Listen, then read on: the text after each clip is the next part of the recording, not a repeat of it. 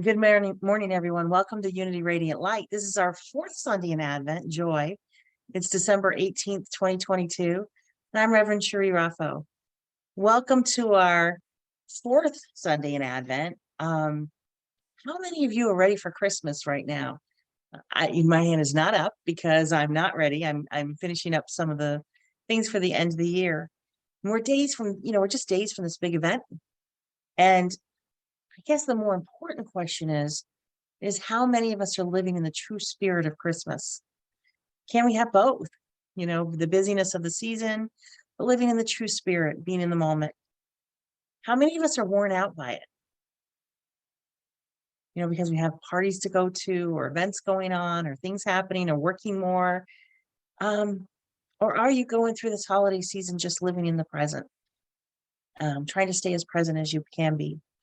We've had quite the journey this year. Reverend Kathleen brought us through the journey of hope and faith, the first Sunday in Advent. And then we had the peace, how to live our lives a little more peacefully, the second Sunday in Advent. And last week, Joe brought us a wonderful message on love and how to live, how to be love in this holiday season. These qualities that we're talking about, and finally today, joy, and on Christmas Eve, we'll have the Christ candle, talking about the attributes, our full inheritance of what and who we really are. And that's the lesson, really, is that all of these attributes, all of these things are who and what we truly are. It's our inheritance. So if we talk about these roots of true joy, and we go back to we're talking about unity and living, and it really is the story of unity, because unity was born out of love and joy and hope and peace and all of these things that we really should be living in this time. And we're going to talk about that in a few minutes, because we need to say, okay, when things aren't going as smoothly as possible, can we still live in joy? And that's really the question we're going to be looking at this morning.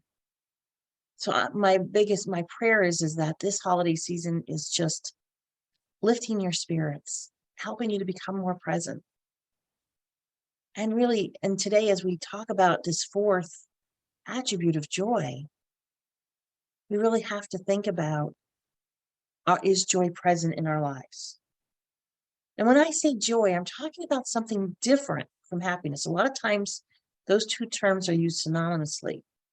But when we're thinking about them and really going deep and pulling, we like to pull back the layers of this, we have to we have to think about, what is the difference between happiness and joy? And can they be together? Yes, they can. Both can be present at the same time. But happiness is really more of an external quality. Something's happening in your life and you're happy about it. Somebody's come into your life and you're happy about it.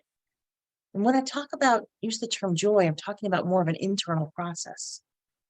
That joy that's just burning inside of us, that we can feel when we're meditating or prayer or just taking a walk in nature. It's that you feel that joy that rises up. And when I think about joy, I think of it as a way of life. It's an internal choice that we make, though. We have to make that internal choice for it to be our way of life. And today, we're going to be really discussing how to have joy in our lives no matter what's happening around us in the world. And we have to, when we think about that, we think of joy as a state of mind and heart, not circumstance. So say that to yourself now. Joy is a state of mind and heart, not a circumstance. We just breathe in on that and just let that resonate with us. So most of you who know me personally know that I now have 4 dogs. We've had discussions about it. And Armani's my 12-year-old Shih Tzu, and he believes that Dan and I are here on this planet to serve him. I have Coco, she's my 8-year-old Keyshawn, and then I have a mother and son, a 4-year-old Polish lowland sheepdog Hajda, and 1.5-year-old son is Haji. So these guys give me a lot of, having them in my life is very joyful. I can, when I need to cheer up, somebody's always doing something. Sometimes I'm not laughing about it because it was pretty awful, but I heard a story recently and it really resonated with me because of having these characters in my life. And they were talking about, they had an older dog and a younger dog. And the puppy just loved to chase his tail. He'd run, he'd get dizzy, fall down. And Haji does that. Haji was a difficult birth. He's the only puppy that H ever had. But during the birth was very difficult, so he lost a toe during it. And also the Polish Lowland sheepdogs, they typically dock their tails so they don't have tails when they're born, a few days after they're born. Well, the vet said, Haji kind of had a hard time coming in the world, and says, I think he needs all of his energy to go on a grind. So he's this beautiful curled white tail, which I love. I think it's one of my favorite things about him. And but when he was younger, and even now, probably once or twice a week, he just runs in circles chasing his tail. And if you can imagine Armani sitting there with the wise old face there, and usually just looking at him thinking, this is nuts. He'd probably want to ask him, what is you trying to do? What is that all about? And they say that the reason puppies do this is they're trying to catch happiness and joy so it can be inside of them. Or he would say, Coco told me to do it and she's laughing at him, but he's trying to catch that happiness and joy. And I can imagine Armani saying to him, after calling him a moron probably, but saying to him, Keisha, our other Keyshawn, and who Haji's never met, told me that too when I was a puppy. And I used to always chase my tail. And no matter what I did, my tail always followed me. So the point of this is no matter where you are, where you're going, what's ever happening in your life, that joy is always present in your life. It's a choice we make. It's there. It's maybe feel like it's below the surface, but it's always there. We don't have to chase it. We don't have to catch it. So we have it. It's just there. It's us. Because of all these things in Advent, it's a quality that we already have. So if you're not feeling joyful right now, or you have things that happen, it's a time to get still, not chase your tail, not chase things, and allow it to rise from within you so that it shines from within you. It's a simplistic little story, but it really brought to mind the crazy characters that live in my house, but also that there's a kernel of wisdom and truth in it. Because I see so many people trying to find that by purchasing things. It's going to be that next car or that job or that person that I meet, all these external things, when the truth and the whole story of unity is about our internal processes. And it's always there. Joy is not ever external to us. So if you remember one thing this holiday season, it's right where you are. You are that joy. Do you want to experience more joy in your life? I do. I know I do. I'm all for it. Then be present. Be present to it because it's here right now. And choose that response to joy. The external things that happen in our lives can help activate the joy that's already within us. Maybe, what is it for you? Think about that. Maybe it's a sound of laughter, a baby's laughter, that little kitten that you may have in your life or one of your friends has, new clothes, the fragrances from this time of year, or just walking in the forest this time of year. It's beautiful. So if you're not feeling that, and it's not part of your spiritual practice, then make a choice to have it be that. Make a different choice. If you're not feeling joy in your life at the moment, make a different choice, because first and primarily our choice is to allow it in. Now, there are things that make us very sad in our lives. There are things that might make us angry. But it's not something that should be there all the time. We can still bring ourselves back to joy, and gratitude is one of the best things we can do. When we move to gratitude, it's impossible to feel unhappy. And don't get me wrong, I mean, I recognize that life can be really tough sometimes. are some of the things that we see are really hard to see. And particularly in the last few years, as we went through a pandemic, people had more time to really look at their life and see what was working and what's not, and make different choices. And some of the things that are happening externally, when we see war or we see things, a mass shooting, things like that, those are not joyful things. So that's something that's going to come, and we're going to pray and feel sad about it. But we also have to recognize that that's not our natural state, that the natural state for us is joy. So how are you responding to things in your life? I know a lot of people will say, well, I have prosperity because I make a lot of money, or I have this great house, or I have all these things, these material things. And I'm not dissing material things by any means, but that's not where the joy is. How are you responding to what's inside of you? How are you allowing yourself to show up in the world in the moment? Because the other thing about joy is it's in the present moment. It's in the now. It's a habit that we can make. If we're not feeling joyful, we're complaining a lot and everything, we can change that. Create a new habit. So, if any of you are artists or writers, musicians, or whatever it is, that special gift you have, and I know you all have these special gifts, that's where the joy lives too. I do a lot of needlework, and when I'm and I'm writing a book series, when I'm working on those things, I lose track of time because I'm only present. I'm in the now. But I feel the joy so much at those times because that's a natural state. It's where I love to be.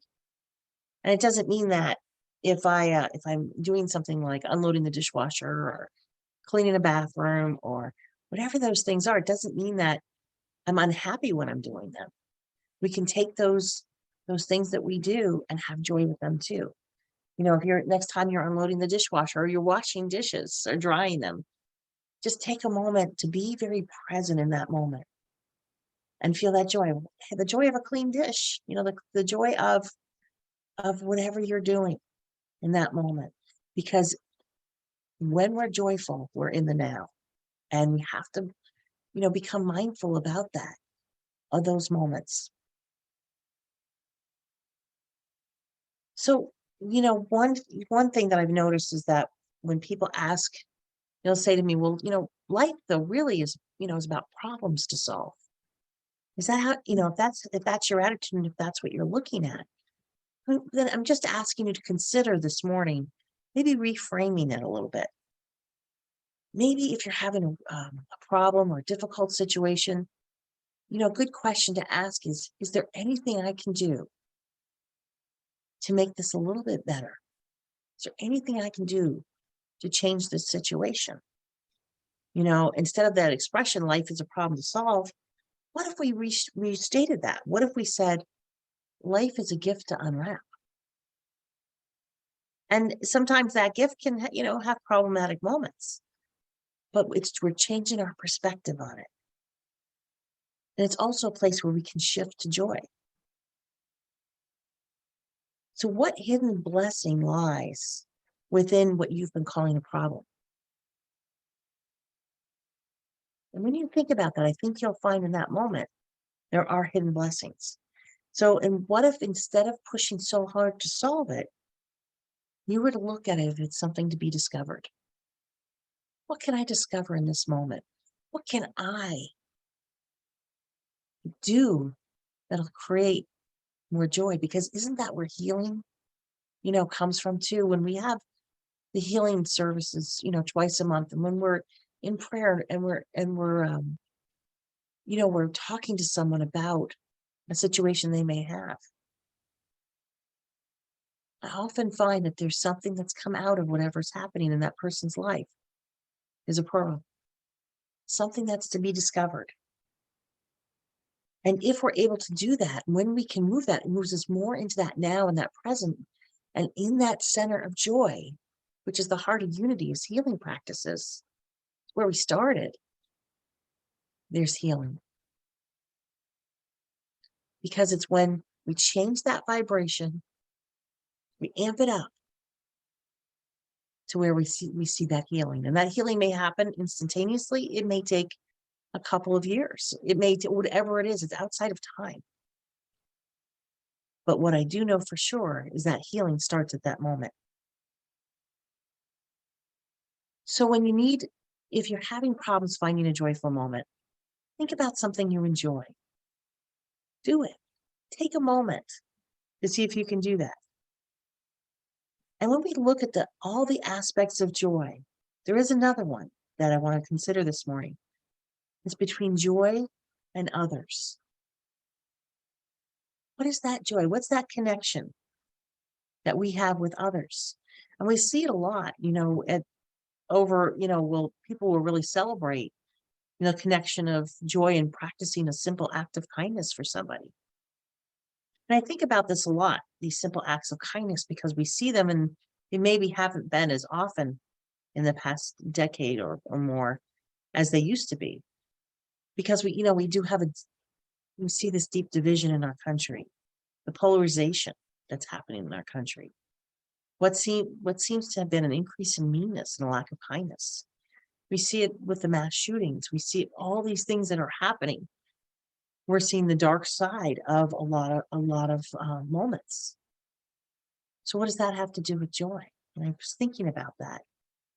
And I think that the one thing we can do is bring back those simple acts of kindness. My heart just yearns for that time where we see that kindness, where we see people really respecting one another. And some of the things like committing a random act of kindness can go a long way to bring somebody so somebody feels like they're a part of something. They don't feel so disconnected. The times that I see it or I do it, excuse me, express it myself, I can't help but feel more joyful because it's coming from inside my nature. This is absolutely linked. So as I've been preparing for this talk, oftentimes things happen that have to do with the topic. So I've barely been noticing these simple acts of kindness. The simple of someone holding a door open for somebody else who might be pushing a baby carriage. A driver getting out of the car on the side of the road to help someone. Or I saw a driver get out of the car to stop traffic to help an animal cross the road so that animal would not be harmed. Whatever it is, assisting an elderly person. We look and we see these and we feel really good. I do feel a little sad sometimes because they're so few and far between compared to where they used to be that we're really celebrating them. I'd like to see us celebrate less and see more of it. It's not such an unusual thing to see. And I've been really blessed because, we live in a neighborhood that's really great. And people really care for each other. They're interested in what's happening in people's lives. And we do have this elderly woman who lives in our cul-de-sac who we don't see that often, but she's, hearing the stories, she's never had to shovel snow or take her trash out to the curb because there's caring neighbors there that do that. And I didn't hear it from them. They weren't talking about it, but somebody else, made us aware of that these things are happening. Now that the neighbors are getting older, their kids are doing it. And I think that's, this is a wonderful place to work. And I think about the kids that are to live. And I think about these kids that are experiencing this now. As they grow and move into the world, their lives are going to be much better for this because they've had the experience of creating a simple act of kindness, of caring. And, it's one of the things people talk about in my neighborhood because people are always waiting for one of the houses to go up for sale. And Dan and I were the last ones to move in 9 years ago. We're the last people to buy a house in this neighborhood and just feels blessed every day by it. And it's the reason why sometimes people knock on doors of people in the neighborhood to see if they're willing to sell their house, give them a good offer. And my one neighbor just was saying the other day, she wouldn't even though her kids are grown and gone and the house is too big for them, she wouldn't consider moving away because we're living in a place that's just very kind. I'm also blessed by living in the spiritual community that we have. There are simple acts of kindness that happen just as a matter of course. People really care about each other. We're not seeing the gossiping. It's a community where That's built on that kindness. We don't talk about it a lot because it's not so extraordinary because this is how we live. But when you look at it from the outside, it's an extraordinary place to be. And I'm so grateful for that. So grateful for each one of you that are involved in this community. So I think that our good resolution for the new year, because yes, we are talking about New Year's resolutions, and no, it's not me talking about going to the gym, which I plan to, or losing a certain amount of weight or whatever. I think that the best New Year's resolution we can talk about would be to make an act of kindness be an everyday occurrence in our lives. Shine that light into the world that sometimes feels so dark by a simple, random act of kindness. Because we know that we live in this collective energy. And every time that happens, that energy, that light gets a little brighter. And so that way we're celebrating this natural gift of inheritance we have of hope and faith and peace and love and finally joy. So let's make this season, this new year, an opportunity for us to seize every opportunity, no matter how big or small, but an opportunity to brighten someone's day. And by this, we brighten our own days. And if we can't do that, then what chance do we have to create a world that works for all, that leaves no one behind? This is what Christmas is really about. This is what unity, the story of unity, is really about. Yes, we study our metaphysical principles and all that, but it all goes back to the same thing. Fifth unity principle, it's not enough to know these things, we have to live them. We're celebrating, all season we've been celebrating, and especially coming up on Christmas Day and Christmas Eve, we're going to be celebrating the birth of a master teacher, a master spiritual person. He came here to teach us these things. True kindness, brotherhood, and sisterhood. So the question we have to ask ourselves is, are we living it? And how can I just be a little more joy in the world? I know we're spiritual beings having this human experience, but what is the quality of the experience that we're having as a human being? Can we make that quality a little bit better? So we have an opportunity here to take our everyday experiences, infuse them with curiosity, playfulness, kindness, leading more peaceful lives, and to truly live a life of joy, shining from the inside out. I always say I want to have to put on my sunglasses when I look at you. You're so bright, such a bright light on this planet. So today, what if you were to pick an ordinary experience, washing the dishes or whatever that is, doing the laundry, folding clothes, whatever it is, and infuse it with a little joy. Make a game of it if you need to. Approach it like you never have before. Infuse it with fun. Make it a joyful experience. How would that change your life? I know it would change mine, and it will, because I'll be doing it. It'll change it for the better. Everything we do is important. We don't know how many moments we have here. And that's all of us have that. And that's okay. It's not about how many moments we have here. It's about the quality of the moments that we have here. So instead of getting through the moment, this task, we live in the world, we live in the present, and we make it joyful.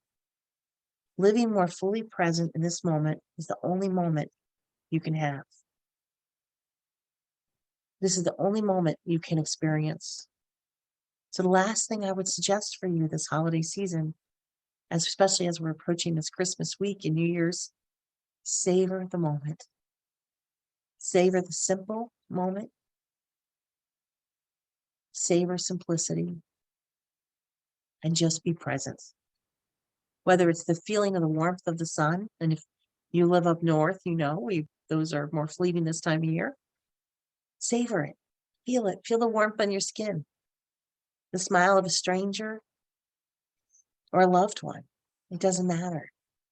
Whatever is pulling whoever's pulling out your chair, opening a door, whatever it is, savor it. Just enjoy it. Take a moment and just feel that experience. And as we do these simple things, we make it a practice, we'll find that each moment we're going to feel greater joy. So that's what the season is really about. Living with a sense of hope and faith, having a greater sense of peace in your life, a life filled with love and joy. So Merry Christmas. I look forward to celebrating the special upcoming week with you and all the days ahead in the new year. Let's make them joyful. And remember Luke chapter 1, verse 14. He will be a joy and delight in you, and many people will rejoice in his birth. As we enjoy that this weekend, this weeks to come, we take those moments to be joyful.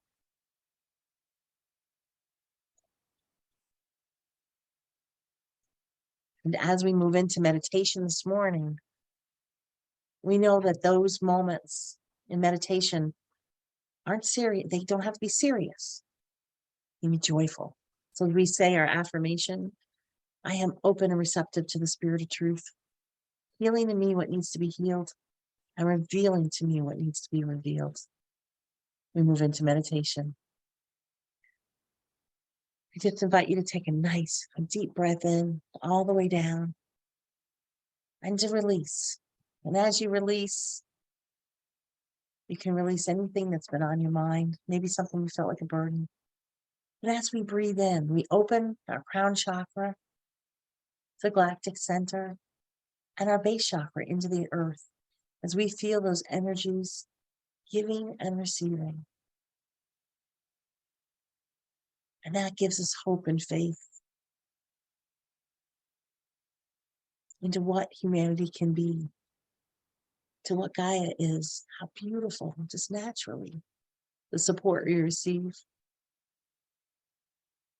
And we know that that just gives us a peaceful continence as we feel that peace wash over us.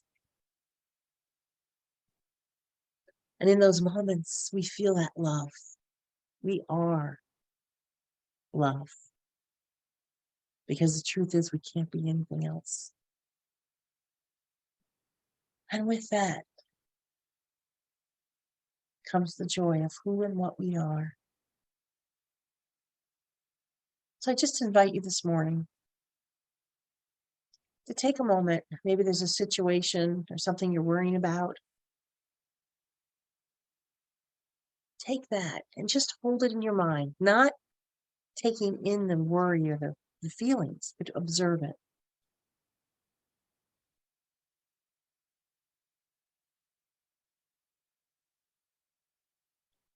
So we gently observe it. We ask the question, is there anything I can do to make this situation better?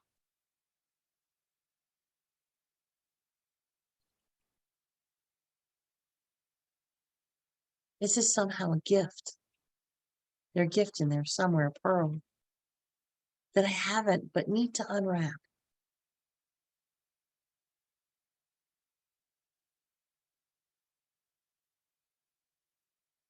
What hidden blessing may lie within it?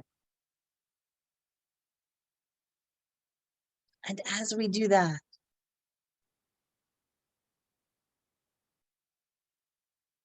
we bring to our center possibilities. And as we move into the silence with this, we let this go and we just allow for whatever is going to come up. And just notice as we come out of the meditation, you'll notice how you feel. Maybe something's popped into your mind about it as we sit in the silence.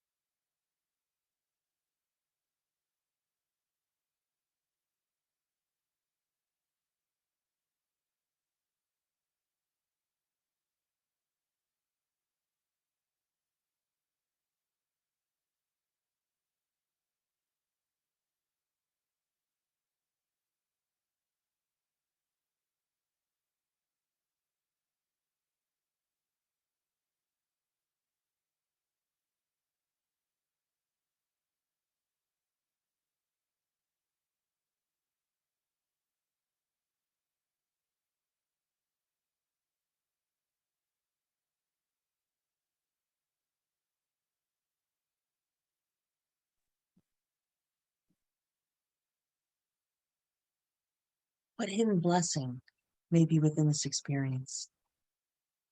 It may not be understandable yet, but it is there. As we take this, we move to gratitude. It's that gratitude that it is already done. You can say that to yourself. This is already done. And as we feel that gratitude, the joy coming up from within it, because the quality of the experiences that we have are so huge. We feel and we know that we are joy. So we feel these bright light of us shining into the world. We take that energy and we shine it into areas that need it the most. Whether there's illness, it's a war-torn area, whatever it is, we shine that peace. We shine that joy. This joy that is not ever going to burn out. It's constantly able, we have the ability to not only have it, but increase it. We feel it increasing in this moment. So we say thank you. Thank you for all the gifts we have.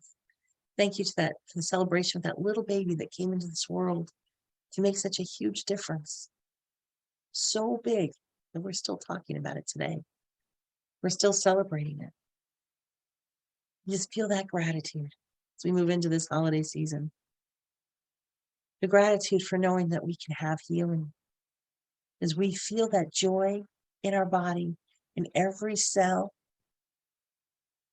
we have gratitude for them working in perfect and divine order. Prosperity, no matter what you see in your bank account right now, joy knowing it is done and we have more than enough. We are abundant. And the peace that comes with that. So we celebrate that, recognizing it as our natural state. We joyfully say and celebrate the love that we are, the love that we have, and the love that we shine. We say thank you, and so it is.